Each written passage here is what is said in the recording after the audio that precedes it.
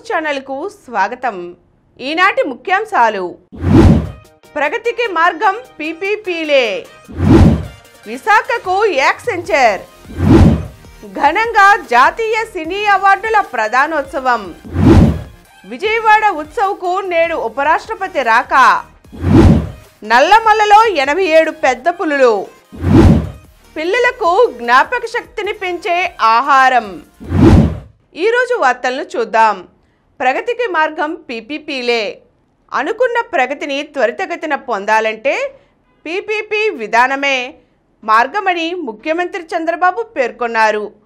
PPP medical కాలేజీల్లో పేదలకు పూర్తి ఉచితంగా వైద్యం లభిస్తుందన్నారు.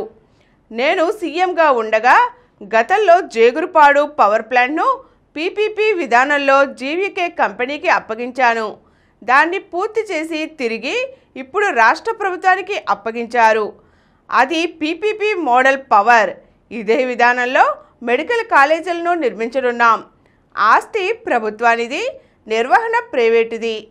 బాగా నిర్వహించి వచ్చిన లాభాలతో అప్పులు చెల్లించి మిగిలిన దానిలో కొంత లాభం వారు తీసుకుంటారు. 33 ఏళ్ల తరువాత ఆ ఆస్తిని ప్రభుత్వానికి తిరిగి ఇచ్చేస్తారు అని చంద్రబాబు వివరించారు. విశాఖకు యాక్సెంచర్. ఐటీ హబ్గా అభివృద్ధి చెందుతున్న విశాఖపట్నానికి మరో దిగ్గజ కంపెనీ రానుంది. టెక్ కన్సల్టెన్సీ సంస్థ యాక్సెంచర్ ఇక్కడ కార్యకలాపాలు ప్రారంభించాలని ఉత్సాహం చూపిస్తోంది. ఎకరా 99 పైసలు చొప్పున 10 ఎకరాల భూమి లీజుకు కేటాయిస్తే విశాఖపట్నం వస్తామని, 12,000 మందికి ఉపాధి కల్పిస్తామని ఆ సంస్థ ప్రతిపాదించినట్లు ప్రముఖ వార్తా సంస్థ రాయిటర్స్ మంగళవారం తన కథనంలో వెల్లడించింది. ఈ మేరకు ఏపీ ప్రభుత్వానికి భూమి కోసం దరఖాస్తు చేశామని, ఈ వివరాలన్నీ రాష్ట్ర ప్రభుత్వమే వెల్లడిస్తుందని యాక్సెంచర్ తెలిపినట్లు పేర్కొంది. యాక్సెంచర్ ప్రపంచవ్యాప్తంగా కార్యకలాపాలు నిర్వహిస్తోంది. వివిధ దేశాల్లో ఆ సంస్థకు 7.9 లక్షల మంది ఉద్యోగులు ఉన్నారు. నల్లమల్లో 87 పెద్ద పుల్లు. నల్లమల అడవిలో ప్రస్తుతం 87 పెద్ద పుల్లు ఉన్నాయని project tiger Markapuram deputy director Abdul Rafuf చెప్పారు. ప్రకాశం జిల్లా మార్కాపురం అటవీశాఖ కార్యాలయంలో మంగళవారం ఆయన ఈ వివరాలు వెల్లడించారు. ఇక్కడ ఉన్న పుల్లను 4 ఏళ్లకోసారి లెక్కిస్తున్నామని అన్నారు. 2022లో జాతీయ పుల్ల గణన సమయంలో 74 ఉన్నాయని, వాటి సంఖ్య ప్రస్తుతం 87కు చేరుకుందని అన్నారు. మళ్ళీ 2026లో ట్రాప్ కెమెరాల ద్వారా పుల్లగన్న చేపట్టనున్నట్లు తెలిపారు. అంబరాన్నంటిన విజయవాడ ఉత్సవ్ సంబరాలు. పున్నమి ఘాట్ పులకరించింది. సాంస్కృతిక శోభ వెల్లివిరిసింది. దాండియా నృత్యాలు, అభిజిత్ నాయర్ వయోలిన్, సినీ గాయని వాగ్దేవి సుస్వరాలు విరిసి నగర ప్రజలను ఆనందడోలికల్లో తేలియాడించాయి. విజయవాడ ఉత్సవ్ సంబరాలు రెండో రోజు అంబరాన్నంటాయి.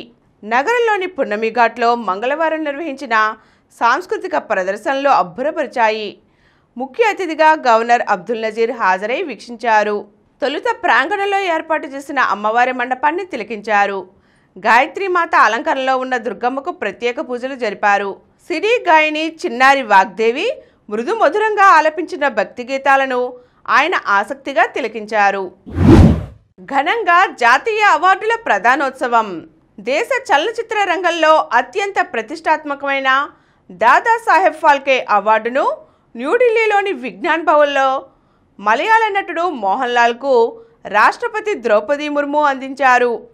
మోహన్ లాల్ను కంప్లీట్ యాక్టర్ అని కొనియాడారు. ఇదే వేదికపై 2023 సంవత్సరానికి గాను 71వ జాతీయ చలనచిత్ర అవార్డులను ఆమె విజేతలకు ప్రదానం చేశారు. భారతీయ చిత్ర పరిశ్రమ అన్ని విధాలా దూసుకుపోవడం హర్షించదగ్గ విషయం. కేవలం ప్రజాదరణ విషయంలోనే కాక యువతను ఆకట్టుకోవడంలోనూ సినిమా ముందుంది. ఈరోజు అవార్డులు అందుకున్న చిత్రాల్లో పలు సందేశాత్మక చిత్రాలు ఉన్నాయి. మహిళా ప్రాధాన్యం ఉన్న సినిమాలకు గుర్తింపు దక్కడం సంతోషమని రాష్ట్రపతి ద్రౌపది ముర్ము పేర్కొన్నారు. ఉత్తమ నటుడి అవార్డును షారుఖ్ ఖాన్ జవాన్ చిత్రానికి గాను, విక్రాంత్ మెస్సే 12th ఫెయిల్ చిత్రానికి గాను, జాతీయ ఉత్తమ నటి అవార్డును Rani Mukherjee Mrs Chatterjee versus Norway చిత్రానికి గాను అందుకున్నారు. ఉత్తమ తెలుగు చిత్రంగా భగవంత్ కేసరి అవార్డు దక్కించుకుంది.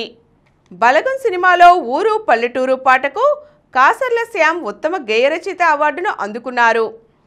సాయి రాజేష్, పివిఎన్ఎస్ రోహిత్ ఉత్తమ నేపథ్య గాయకుడు, ఉత్తమ స్క్రీన్ ప్లే అవార్డులను బేబీ సినిమాకు అందుకున్నారు.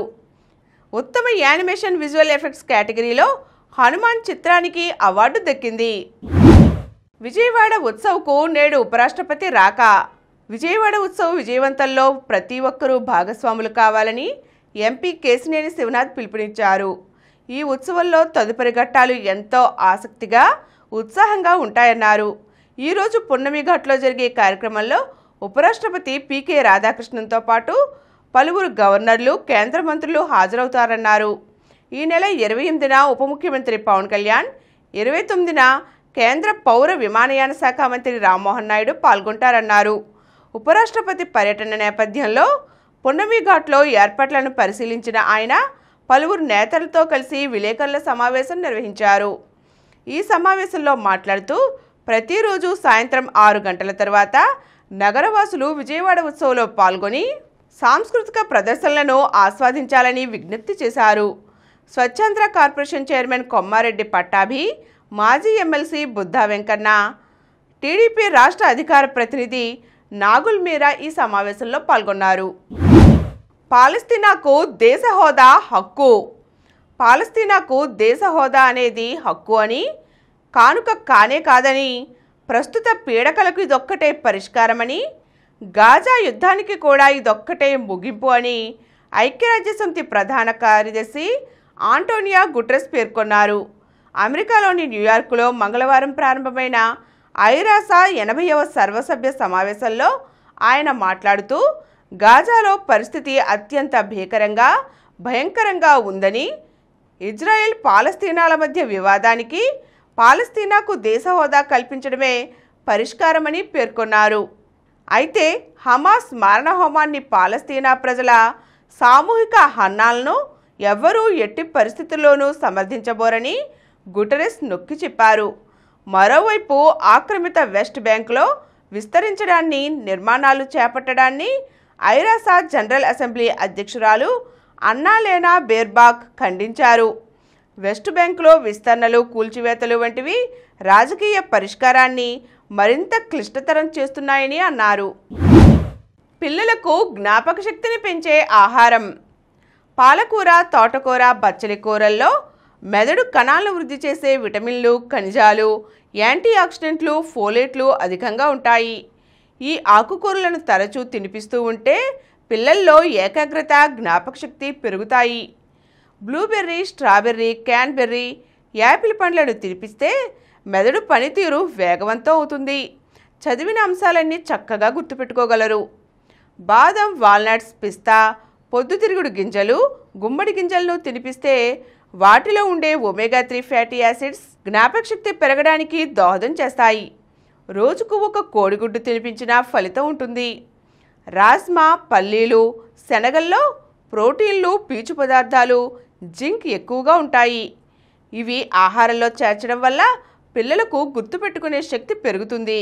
మెకరెల్, సాల్మోన్, ట్యూనా, సార్టెన్స్ లాంటి చేపలు తినిపిస్తే పిల్లల మెదడు చురుగ్గా మారుతుంది. పాలు, పెరుగు, యోగర్ట్, చీజ్ వంటి పాల ఉత్పత్తుల్లో బి విటమిన్ రకాలు ఎన్నో ఉంటాయి. ఇవి మెదడు పనితీరును మెరుగుపరుస్తాయి. పిల్లల్లో జ్ఞాపకశక్తి బలపడుతుంది. తరచూ డార్క్ చాక్లెట్ తినిపించినా మంచి ప్రయోజనం కనిపిస్తుంది. ఇప్పుడు కొన్ని సంక్షిప్త వార్తలు చూద్దాం. నో ఫ్లయింగ్ జోన్గా గన్నవరం పున్నమి ఘాట్. ఉపరాష్ట్రపతి సిపి రాధాకృష్ణన్ పర్యటన నేపథ్యంలో అధికారుల నిర్ణయం. నేడు దుర్గగుడిలో విఐపి దర్శన్ ఫ్లాట్ రద్దు. జీఎస్టీ తగ్గించలేదా? డైల్ 1915 లేదా 8800019115కి వాట్సాప్ చేయండి. కేంద్రం ప్రకటించిన ప్రత్యేక నెంబర్లివే. నేడు బంగ్లాతో భారత్ మ్యాచ్. రాత్రి 8 గంటల నుంచి మ్యాచ్ ప్రారంభం. పాకిస్తాన్కు శ్రీలంకపై విజయం. ఆసియా కప్ సూపర్ 4లో పాకిస్తాన్ కీలక విజయం అందుకుంది. ఫైనల్ రేసులో నిలవాలంటే శ్రీలంకపై ఖచ్చితంగా గెలిచి తీరవలసిన మ్యాచ్లో 5 వికెట్ల తేడాతో నెగ్గింది. టైటాన్స్ ఉత్కంఠ విజయం. ఆల్రౌండ్ ప్రదర్శనతో అదరగొట్టిన తెలుగు టైటాన్స్ ప్రో కబడ్డీ లీగ్లో 5వ విజయాన్ని నమోదు చేసింది.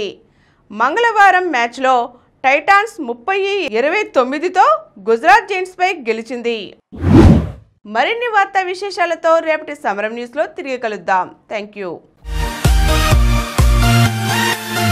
ప్రతిరోజు వార్తా విశేషాల కోసం అనతి కాలంలోనే 20 కోట్లకు పైగా వ్యూస్ సాధించిన సమరం ఛానల్ సమర్పించు సమరం న్యూస్ ఛానల్కు సబ్స్క్రైబ్ చేయండి, లైక్ చేయండి, మీ ఫ్రెండ్స్కి షేర్ చేయండి.